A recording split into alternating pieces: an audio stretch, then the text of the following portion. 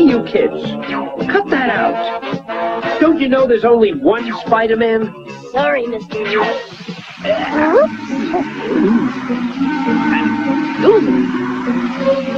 Come on, Wolf. Let's get out of here. Oh, boy.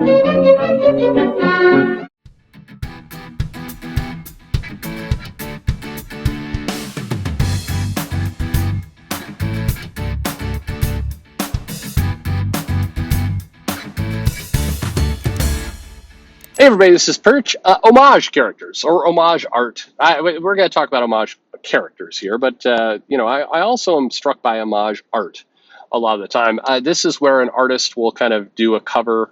The one that gets done a lot is that one where Wolverine is fighting the Hulk. It was when Todd McFarlane and Peter David were on the Hulk together, and this was during Fall of the Mutants, and for whatever reason they like shoehorned in. Peter David has notoriously talked about how he hates tie-ins. And I have to believe this may have been one of the ones that started to, trigger him into hating them so much. Is that he was doing his Hulk run, and then it was a good story. I liked the comic, but if I could take a step back and just think about it analytically, there was no reason to have that. The X-Men just swoop by, and then there's a fight between Wolverine and the Hulk. It didn't make a hell of a lot of sense to the run of the comic, but it was a hell of a good comic. But it was designed to pull an issue of the Incredible Hulk into Fall of the Mutants, and it's like the mutants are on their way to Dallas, and apparently, like everybody else, they don't want to go through that miserable shithole that's DFW, so they're flying their private jet down there, and they decide to take a layover and beat up the Hulk. That's kind of I should do famous comics described in the worst way possible. Anyway, this is a male they're talking about, but anyway, that cover of Wolverine fighting the Hulk, you have the 3 claws, and then the Hulk's reflection is coming into the claws. That's been homaged a lot. A lot of Todd McFarlane books have. I think Todd McFarlane may be the artist, thinking about it. It's either McFarlane or Perez that have had the most amount of kind of, parody / homage covers done to them. But anyway, this mail is about homage characters, so let's get into it. It says, hey, Perch. This is a viewer mail. That's right. Oh, I left out that. It's a viewer mail talking about homage characters. It's not just me with my own brain. This is me answering mails, which I think is a good thing. And there we go. It says, hey, Perch, for all the criticism of the expanded mantles, why do you think homage characters don't get the same pushback? And for that matter, why don't we see more homage characters within universes? I think Jace Fox Batman could have been well received if he was more of a Batman homage than an outright Batman. Like characters like Black Noir from The Boys or Darkwing from Invincible. I don't think you'd want to call him Black Man. That would be that would get a lot of criticism. I think even if called Black Noir, I think you don't want to do that. But if you're like that dude, Bat adjacent, or hey, here's a crazy idea, Batwing. You just call him Batwing. I don't know. Anyway, on a related thought, do you like homage characters, or do they come across as lazy storytelling? I mean, they don't come across as lazy storytelling unless the storytelling is lazy. I think the homage character aspect of it really is, neither here nor there. I think it's more the writing that goes along with it. Anyway, mail continues. Also, I have a philosophical challenge for you. If a supervillain sought to end racism by creating some device that made us all the same race, what would be the case against that? What would be the case against that even against our own will? Because damn it, I cannot make a convincing argument against it. And now I just want to read that comic to see how it plays out. But I want Frank Miller to write it for shits and giggles. Fuck, that would cancel Frank Miller forever. You can't make the altered DNA case because if Reed Richards sent out some energy ray that made everyone immune from cancer, no one would take issue unless there were side effects. So let's say no side effects and Dr. Doom makes everyone black. Make the case against that one, Perch. Well, I mean, first of all, you're comparing, race to cancer. I'll just slide that one out there. Okay. So, I mean, the biggest argument against this is that people are individuals with individual cultures, looks, and, histories. And so if you suddenly altered everyone's appearance, you would be altering a kind of key aspect of their uniqueness and their individuality and their history.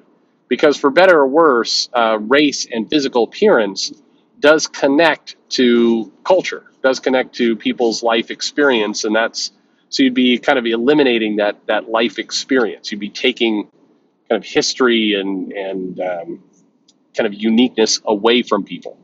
It'd be the end of it would be a not the end of individuality, because of course even if everybody had the same color, they'd still look, you have bigger ears, bigger eyes, bigger, different hair colors. I mean, you'd still have some level of thing. I do think if I play this science fiction experiment out, if Doctor Doom, which probably is not the best character to be unleashing a race ray on everyone, I think that's also going to generate some pushback. Let's just say.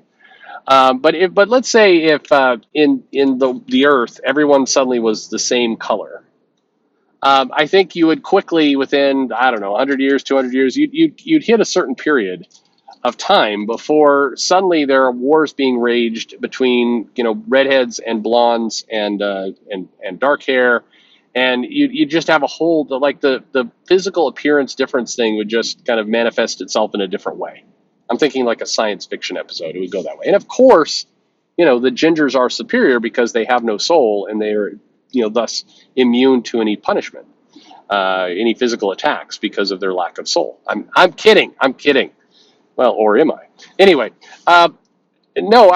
Look. I think that why would that be a bad idea? Because you'd be stripping people of their kind of their culture and their personality and kind of their race and their appearance is tied up into those things. So it wouldn't be good. Plus, I think just the optics of saying I'm going to I'm going to eliminate everyone's unique race and make them all the same. I'm guessing just people are going to call you Hitler. I mean, granted, they'll call you Hitler for listening to Taylor Swift or going to Arby's. In fairness, I probably would do that. But I think that eliminating unique races and creating only one master race, that wanders into territory probably not good for you. I'll just put it that way. Um, I appreciate the sentiment of, hey, if we're having fights over this physical appearance thing, what if we got rid of the differences? Would that bring around peace and prosperity? I don't think it would. Also, the idea of kind of stripping away that part of the identity seems kind of horrifying to me. But there you go. Anyway, back to legacy or homage characters. No, I think when they're done well, they're fine, and I think frankly they're better. I do think Jace Fox would have had a better ability to kind of keep going. I do think that Captain Marvel, Monica Rambeau as Spectrum, or what is it? Wasn't she something else for a while? I thought that she had some other goofy ass name for a period of time, but anyway, I think that you get a better character that has their own identity, because having unique identity is important. Just like people being different colors is important. It's part of who we are. I think that I wouldn't want to see. I don't want to see everything kind of relegated to only kind of clones of each other. I think you could do it right. Now, that said, I think there's some very lazy story writing that can come about through homage characters, but I think it's a separate issue. I don't know. I mean, what all do you think? I think, and sometimes, by the way, it's done really poorly. The Guy Gardner warrior phase didn't go well. Some people remember it fondly from the '90s, but it was not a big seller, not a big hit. The Guy Gardner warrior era of comics. So, that arguably that was kind of a Green Lantern turn kind of homage. There's different ways to do it. So what do you think? What do you like the homage character? Do you think it's lazy? Would you rather see that than a complete kind of brand knockoff? And if anyone's brave enough to tackle it, what about this science fiction idea of Doctor Doom changing everyone's race to the same? Yeah, come in here and defend that one. Let's see what you got. And how do you? What's your take on gingers having no soul? Let me know your thoughts in the comments below. Like and subscribe, of course. And thanks for listening.